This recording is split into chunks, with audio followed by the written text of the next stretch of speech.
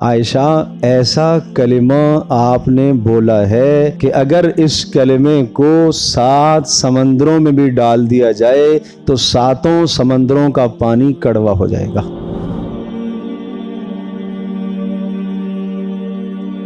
صرف اتنی سی بات آپ ذہن نشین فرمائیے گا، حضرت صفیہ رضی اللہ تعالی عنہا کے متعلق حضرت عائشہ رضی اللہ تعالی عنہا نے ایک جملہ بولا کیا تھا، صرف اشارہ ہی فرما دیا تھا۔ صفیہ رضی اللہ تعالی عنہا قد کے اعتبار سے قدر کم تھی، تو قد کسی کا بڑا ہو کسی کا چھوٹا ہو، یہ کس کی تخلیق ہے؟